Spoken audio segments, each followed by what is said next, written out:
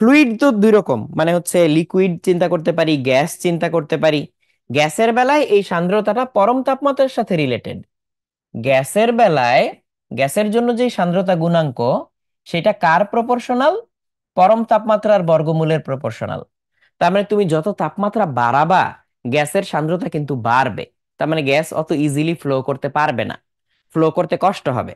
তার মানে তুমি যদি হচ্ছে একটা পাইপের ভিতর দিয়ে গ্যাস বের করতে চাও, তাহলে ঠান্ডা গ্যাস যত ইজিলি বের হইতে পারবে, গরম গ্যাসের বের হইতে কিন্তু সমস্যা হবে। সো এটা হচ্ছে গ্যাসের বেলায়। কিন্তু তরলের বেলায় কি? তরলের বেলায় সম্পর্কটা আবার একটু অন্যরকম। তরলের বেলায় হচ্ছে লগ ইটা, তরলের বেলায় হচ্ছে লগ ইটা ইকুয়ালস হচ্ছে এ প্লাস বি বাই টি।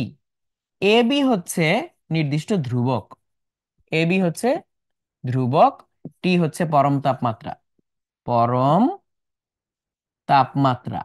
তাহলে এইটা দেখে তোমার কাছে কি মনে হচ্ছে? এটা দেখে তোমার কাছে কি লাগতেছে? যে আমি যদি টেম্পারেচার বাড়াই, তাহলে এটা আরো ছোট হয়ে যাবে না? তাহলে তো লগ ইটার মানও কমে যাবে, তাহলে ইটার মানও কমতেছে। তাহলে তরলের বেলায় কিন্তু কাহিনী উল্টা। গ্যাসের বেলায় টেম্পারেচার বাড়াইলে সান্দ্রতা বাড়ে, আর তরলের বেলায় টেম্পারেচার বাড়াইলে সান্দ্রতা উল্টা কমে যায়।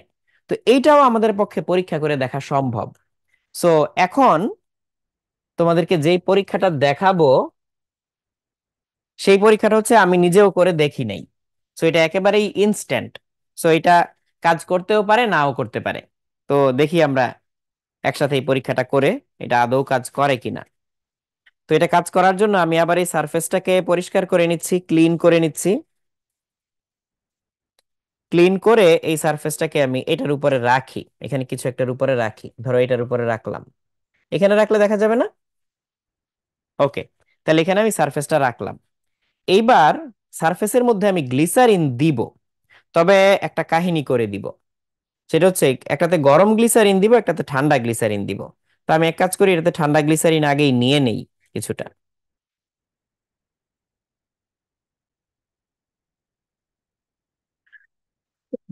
সরি, আমি এখানে কিছু গ্লিসারিন নিয়ে নিছি। এখানে অবশ্য কালার মিশাই দিলে ভালো হইতো, ব্যাপার না। সো এটার মধ্যে গ্লিসারিন আছে, এখন অলরেডি এটার মধ্যে গ্লিসারিন আছে। এবং এই গ্লিসারিনটা হচ্ছে রুম টেম্পারেচার, ঠান্ডা। এবার পানির যে ড্রপারটা ছিল, একটু গ্লিসারিন দেখি গরম করতে পারি কিনা।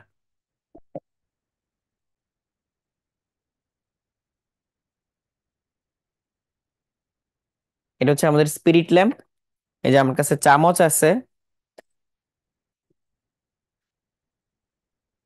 চামচের মধ্যে আমি এই যে এই পানির ড্রপারটা যেটা ছিল, ওইটা দিয়ে একটু গ্লিসারিন উঠায় নিচ্ছি। দেখা যাক আসলেই কাজ করে কিনা, আমি নিজেও জানি না কাজ করবে কিনা, বাট থিওরিটিক্যালি কাজ করার কথা। এবার ঠান্ডা আর গরম গ্লিসারিনের রেস হবে, দেখা যাক। আমার বাম হাতে হচ্ছে ঠান্ডাটা, আর ডান পাশে হচ্ছে গরমটা। দুইটাতে আমি সমান সমান দেওয়ার চেষ্টা করছি, বাট মনে হচ্ছে এটাতে একটু কম পড়ছে। দাঁড়াও, যেভাবে ইন্টেন্ট করছিলাম ওইভাবে আমি করতে পারি নাই। আমি ক্লিন করে আবার দিচ্ছি। এই সারফেসটা ক্লিনার, তাহলে ভালো হবে। আমরা এবার ফোঁটা গুনে গুনে দিব, এবার ফোঁটা গুনে গুনে দিব। আগে যেটা ভুল করছিলাম এটা করব না এবার। এই যে এটা হচ্ছে ঠান্ডা, ফোঁটা গুনে গুনে দিব। দেখি কতক্ষণ সময় লাগে, স্টপ ওয়াচ দেখি, তাইলেই তো ভালো হয়। রেডি। আমি এখানে হচ্ছে ঠিক 3 ফোঁটা দিব, নাকি 2 ফোঁটা দিব? 1 ফোঁটা, 2 ফোঁটা দিয়ে স্টার্ট করলাম, দেখি ওর পড়তে কতক্ষণ লাগে। অলরেডি 6 সেকেন্ড, 7 সেকেন্ড পার হয়ে গেছে, 10 সেকেন্ড পার হয়ে গেছে, 25 সেকেন্ড পার হয়ে গেছে। ও মোটামুটি আটকায় গেছে, আর যাচ্ছে না। না, যাচ্ছে কিন্তু খুবই সাবধানে, আস্তে আস্তে যাচ্ছে। 30 সেকেন্ড পার হয়ে গেছে, আর যাইতে পারতেছে না। ও একদম স্লো হয়ে গেছে। 1 মিনিট হয়ে গেছে প্রায়, স্টিল নামতেছে। 1 মিনিট 11, 12, 13, 14, 15, 16, 17, 18, 19, 20। এখনো লাস্ট মাথা টাচ করে নাই। এই টাচ করছে। 1 মিনিট 27 সেকেন্ড, মানে প্রায় 1.5 মিনিটের মতো লাগছে। এটা হচ্ছে ঠান্ডা গ্লিসারিন। এবার গরম গ্লিসারিনটা দেখি, এবার গরমটা দেখি। 1 ফোঁটা, 2 ফোঁটা। অবশ্য একটা বাবল চলে আসছে সাথে, বাবলটাই তো ঝামেলা করলো। আমরা বাবলের পাশে আরেকটা দিই, নতুন করে শুরু করি। বাবলটা তো ফ্যাক্টরের মধ্যে আসা উচিত না। প্রথমে এই পাশে এক ফোঁটা ফেলে নেই, তাইলে আর বাবল আসবে না। এই এক ফোঁটা, দুই ফোঁটা। এখন আর স্টপওয়াচ আসলে লাগবেও না, দেখো ও কত তাড়াতাড়ি নেমে যাচ্ছে, কত তাড়াতাড়ি নেমে যাচ্ছে। মানে হয়তো 5-10 সেকেন্ডও হয় নাই। সো অনেক ফাস্ট কিন্তু সে হচ্ছে তার আগের মার্ক পার হয়ে গেছে।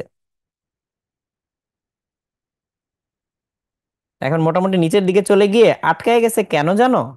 কারণ ও হচ্ছে কাচের সারফেসে লেগে ঠান্ডা হয়ে গেছে। তো যতক্ষণ গরম ছিল ও ততক্ষণ আসলে বেশ ফাস্ট যাচ্ছিল। তারপরেও মোটামুটি শেষ প্রান্তের কাছাকাছি পৌঁছায় গেছে। তো এখানে এখনো 50 সেকেন্ডও যায় নাই। এই এতক্ষণে মাত্র 50 সেকেন্ডের কাছাকাছি হইল। তো 50 সেকেন্ড, আর শুরুতে আমি স্টপওয়াচ শুরু করতে যে দেরি করছিলাম, ধরে নাও 10 সেকেন্ড, তারপরেও এখানে হচ্ছে 20 সেকেন্ডের মতো একটা গ্যাপ, অনেক পার্থক্য আছে। সো এখানে অনেক পার্থক্য আছে, এখন চলে গেছে। সো ভিডিও থেকে পরে আমরা দেখে ফেলতে পারবো। ওকে, তাহলে একদম হাতে নাতে প্রমাণ হয়ে গেল, যদিও একটু মেসি হয়ে গেছে ব্যাপারটা। এখানে হচ্ছে টেবিলের উপরে গ্লিসারিন পড়ছে, আমার ড্রপার হচ্ছে গরমে বাঁকা হয়ে গেছে, দেখো গরমে হচ্ছে এটা গলে একটু বাঁকা হয়ে গেছে, গ্লিসারিন যেহেতু অনেক গরম ছিল। সো যেটা পরীক্ষা করে আমরা দেখতে চাইছিলাম ওইটা কিন্তু ঠিকই বুঝা গেছে, যে আসলেই হচ্ছে গরম করলে ও দ্রুত ফ্লো করতে পারে। সো আশা করি বুঝতে পারছো পুরো ব্যাপারটা কি হয়েছে।